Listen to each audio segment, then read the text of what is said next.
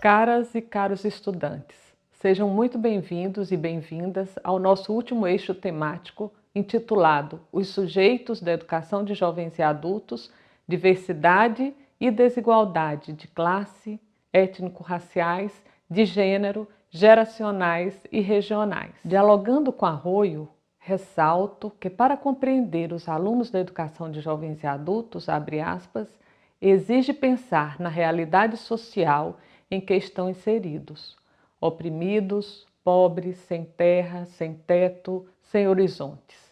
Entretanto, essa condição de excluído não se justifica a partir da condição de não alfabetizado. Seria ingênuo pensá-los assim, fecha aspas. Sabemos que a EJA é uma modalidade de educação básica que apresenta um público originário dos grupos populares, negros, pardos e pretos.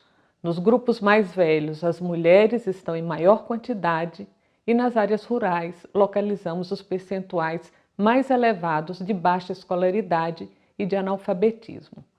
Desse modo, é necessário pensar não só na especificidade geracional, o que é fundamental, mas considerar também os demais marcadores socioculturais.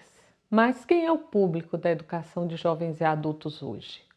Quem são os jovens e adultos que se dirigem à escola fundamental ou média com o objetivo de dar continuidade aos estudos interrompidos outrora?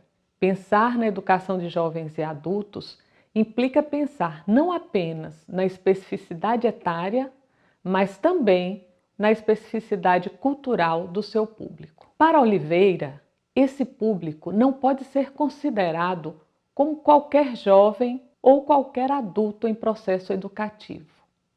Há que se entender que esse é um público que não teve acesso ao processo de escolarização enquanto criança e que, quando jovem ou adulto, volta a sentar nos bancos escolares, com o objetivo de aprender a ler e escrever ou de continuar a sua escolarização interrompida. Muitos desses jovens e adultos, segundo a mesma autora, têm passagens rápidas pelos sistemas escolares e desenvolvem trabalhos que não exigem qualificação específica.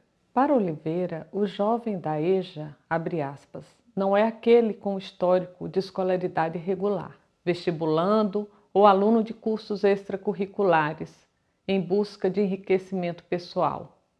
Ele é também um excluído da escola, fecha aspas. Mais recentemente, são também adolescentes que apresentam trajetórias truncadas e são matriculados na educação de jovens e adultos a partir dos 15 anos de idade.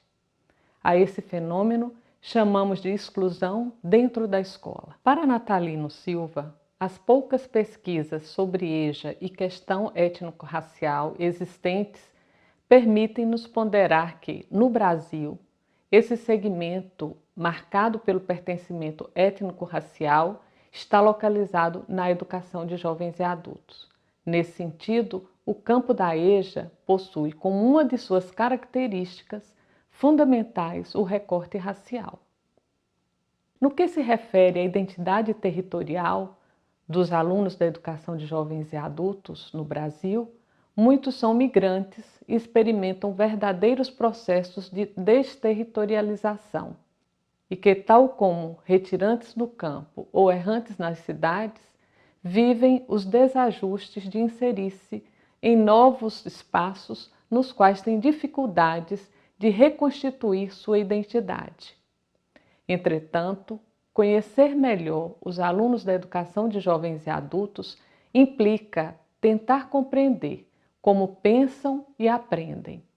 Exige transitar por 3 campos que contribuem para a definição do seu lugar social, como ressalta Oliveira, a condição de não criança, a condição de excluídos da escola e a condição de membros de determinados grupos culturais. A condição de não crianças dos alunos constitui-se um elemento primordial a ser considerado no contexto escolar. O modelo de escola, no mundo moderno, foi pensado e constituído para a criança, pois considera-se que, ao atingir a idade adulta, o homem e a mulher estejam plenamente desenvolvidos e inseridos no mercado de trabalho. A vida adulta seria, então, um tempo de trabalho, de produção e não de estudo.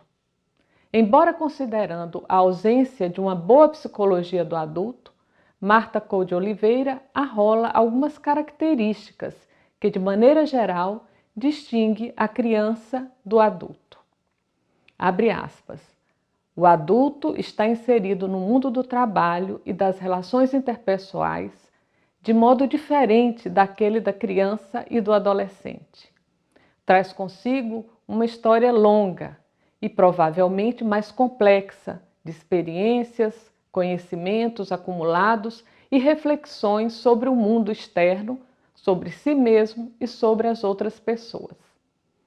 Com relação à inserção em situações de aprendizagem, essas peculiaridades da etapa da vida em que se encontra o adulto fazem com que ele traga consigo diferentes habilidades, em comparação à criança, e provavelmente maior capacidade de reflexão sobre o conhecimento e sobre os seus próprios processos de aprendizagem. Fecha aspas.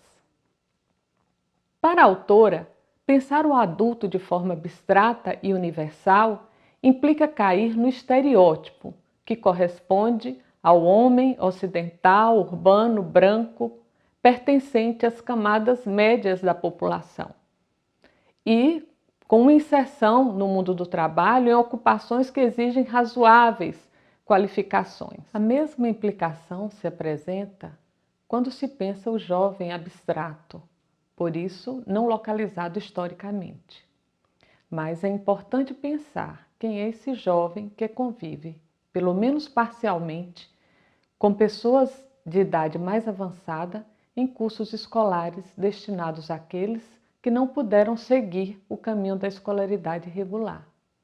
E é diante do desafio de compreender quem são esses jovens e esses adultos que a questão da especificidade cultural se apresenta como fundamental. Dessa forma, o primeiro traço a ser considerado é o da condição de excluídos sociais. Para Arroyo, abre aspas, desde que a EJA, esses jovens e adultos são os mesmos, pobres, desempregados, na economia informal, negros, nos limites da sobrevivência. São jovens e adultos populares, fazem parte de coletivos sociais, raciais, étnico-culturais, fecha aspas. Ainda para o autor, o processo de reconfiguração da educação de jovens e adultos é necessário assumir essas identidades coletivas. Abre aspas. Trata-se de trajetórias coletivas, de negação de direitos, de exclusão e marginalização. Consequentemente, a EJA tem que se caracterizar como uma política afirmativa de direitos de coletivos sociais historicamente negados. Fecha aspas. Para Oliveira, a condição de excluídos da escola regular é também elemento fundamental no delineamento da especificidade do público da educação de jovens e adultos. E esse delineamento implica pensar, primeiro, na adequação da escola para um grupo que não é alvo original da instituição, ou seja, os currículos, os programas e os métodos de ensino originalmente não foram pensados para o jovem e adulto, mas para as crianças e adolescentes com trajetória escolar regular. Segundo, no fato de que a escola funciona com base em regras específicas e com uma linguagem particular que deve ser conhecida por aqueles que não estão envolvidos. A autora conclui chamando a atenção para o fato de que a escola destinada a jovens e adultos é ao mesmo tempo local de confronto de culturas e local de encontro de singularidades. Nesse sentido, é necessário considerar essas especificidades ao pensar a educação de jovens e adultos no contexto atual. Desejamos a todos e todas um excelente trabalho na realização da atividade relativa a essa etapa. Espero que tenham aproveitado este componente. Façam as atividades propostas e consultem a bibliografia indicada.